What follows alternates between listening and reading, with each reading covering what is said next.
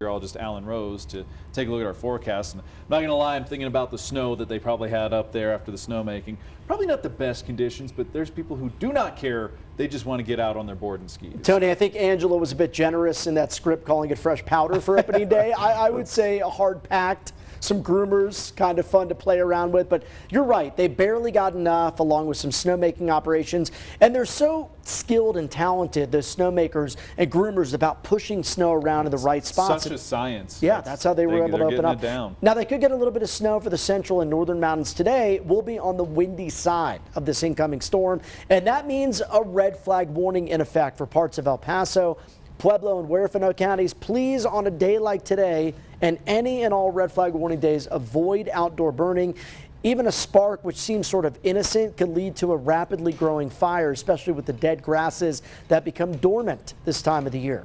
Right now we're 41 degrees in the Springs, and good Monday morning to you if you're just tuning in. Today, with that downslope wind, it is going to be a warm one here across the region. 71 degrees after a high yesterday of 59. That's a pretty big jump. But look at the drop off tonight and into tomorrow. We get a sharp cold front this evening. That'll drop us by more than 20 degrees Tuesday with a high of just 48. So from shorts and t-shirts to jacket weather, that's what we can expect over the next 24 to 48 hours. Right now it's jacket weather in Pueblo at 34, but by the afternoon you can shed those layers. Breezy and warm at 76. Highs tomorrow barely warming into the lower 50s. So here's our culprit for the cold air. That incoming cold front doesn't move in until tonight. So ahead of the front, we typically see an increase in the westerly flow. That downslope wind is going to keep us dry and gusty here in southern Colorado. Not going to be a super strong day wind-wise, but I would say moderately gusty.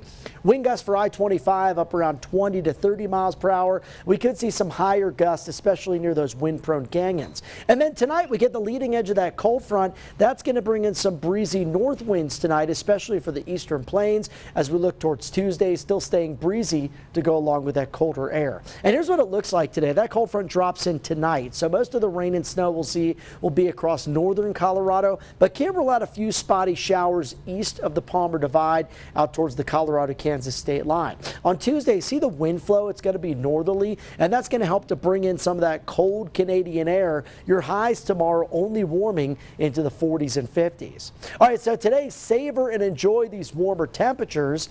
After this, we'll be below average for your day on Tuesday with the high of just 48 degrees. Look at the low Tuesday night, a widespread hard freeze. Certainly looks to be on the menu with a low of 20 in the Springs and a high Wednesday of 52. Let's jump ahead to Friday. Your high during the day, 57. Will the kids need a jacket for the costume? I think the little ones might be okay, but some of the later trick-or-treaters should probably have an extra layer, as we'll be at 41 degrees by 9 p.m. In Pueblo, we'll go from the 70s today to the 50s Tuesday and Wednesday. Halloween highs in the 60s, low that night, down around 28. Canyon City, 73 today, 50s from Tuesday to Wednesday, rebounding to the 60s late this week, building to the 70s by Sunday. In Woodland Park, here we'll see highs up near 60 today, breezy and cooler into the midweek period with highs hovering in the low 50s both Thursday and Friday. Time now 5:20.